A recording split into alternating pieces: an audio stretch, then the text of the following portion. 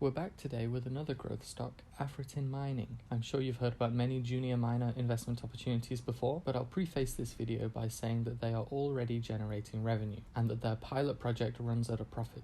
I feel that provides a level of comfort not offered by many projects who still find themselves in their exploration phase. Today we're going to look at their operations and why they look to be set to scale up operations, which in turn should provide a healthy return for investors. They are a UK listed company with a current share price just shy of 7 pence after a little bit of an upturn recently. Their market cap is only around £70 million.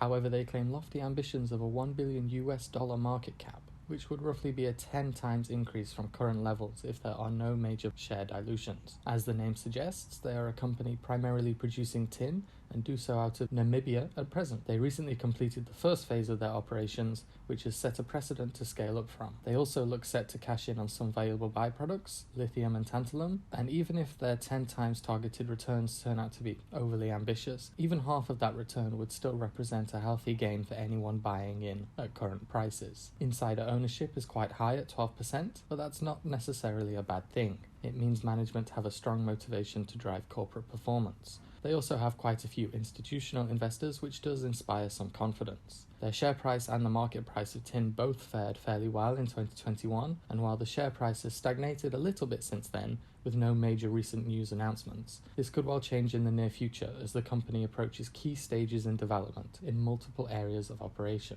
The price of tin has been faring better than their share price recently, however, continuing its rise to a current price of almost $45,000 a ton. The price increase has been fed from an increase in demand, and one of the main reasons for this is the obvious main use of tin in component manufacturing as solder. This accounted for almost half of tin usage in 2020. Tin also has a place in many market segments earmarked for strong growth in the future. Their established pilot plant is scalable, and they have a secured takeoff agreement that was recently renewed for a further 3 years. This should help to keep cash flow secure and give them some stability in regards to funding further operations. There are also two main byproduct potentials, and both of these come with relatively minor additional running costs beyond the initial setup costs. In fact, the funding for both of these byproduct projects was funded by a share offering for £13 million in May 2021. With the funding for these projects now paid for, and their primary plant bringing in revenue profitably, the risk of further share dilution is somewhat lowered. The first of these, lithium, is currently a massively popular investment point with huge projections for sector growth from expected lithium battery demands, which are relevant across a wide range of industry sectors. AfriTin's potential resource seems favourable compared to currently producing deposits worldwide, and while other larger projects around the world will certainly come into production over the coming years, lithium will be very important for AfriTin. They are hoping to commission a pilot plant to extract lithium in 2022 as a feasibility test, but they are optimistic that this will be a fruitful endeavour. This pilot campaign is anticipated to cost around £2.2 million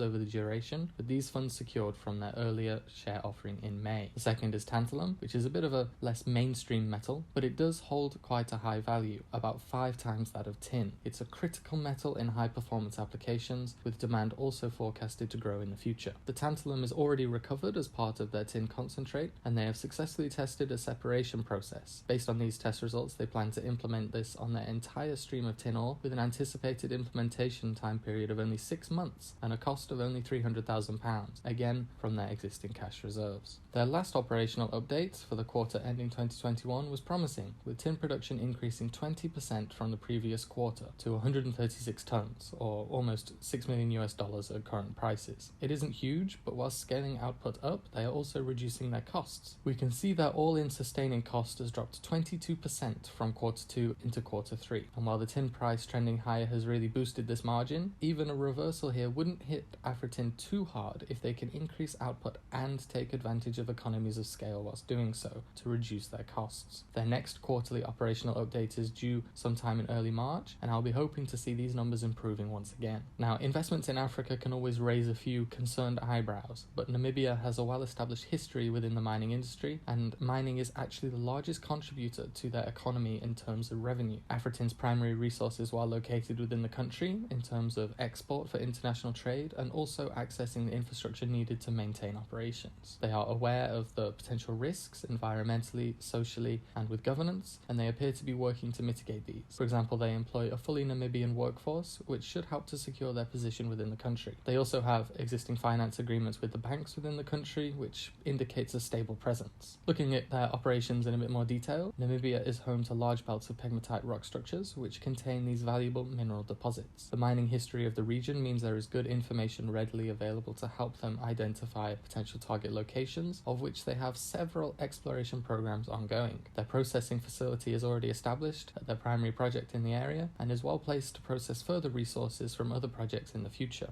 This flagship project, of which they hold 85% ownership, is the UIS deposit, first discovered in 1911. At one time, it was the largest hard rock tin mine in the world. Production ended in 1990 due to low tin prices at the time, which were about 8 times less than today's current price. This increase in the price of tin, coupled with the anticipated revenue from the byproducts, means the region can certainly be very profitable once again. In fact, their plant here is profitable already from tin alone, and this is before the Phase 1 expansion project, which aims to increase production by 2/3. They stated this project is on track and within budget, with all long lead equipment pieces already on order. Construction and commissioning of the expanded plant is on track to be completed by the end of summer 2022. Beyond this, plans for the larger Phase 2 expansion of the plant are already in progress, which would see tin output over 10 times current levels. One of their secondary sites, Brandberg West, is a historic area for yielding both tin and tungsten. It has been undergoing mapping and digitalization of historic data, with a drilling program incoming to check priority targets in a relatively underexplored area totaling 35,000 hectares.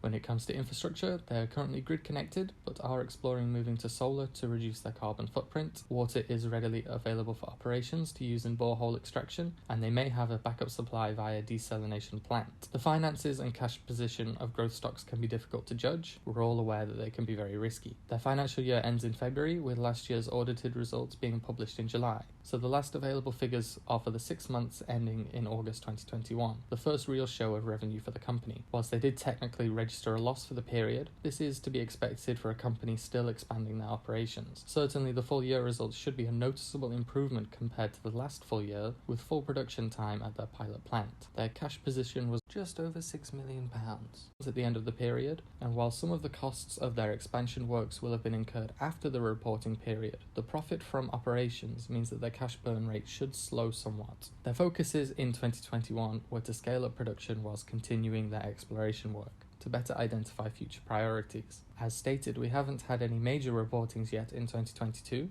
but with the imminent expansion of their primary resource and the byproducts programs also to come online, there are several realistic short-term catalysts to come. How the share price reacts after their next set of results remains to be seen, and personally I feel happy to take a risk at these current prices. I'm really interested to hear what people make of this one, so let me know down below, and of course be sure to mention any stocks you think warrant investigation. Check the playlist for more potential growth stocks and be sure to subscribe for more in the future. Thank you.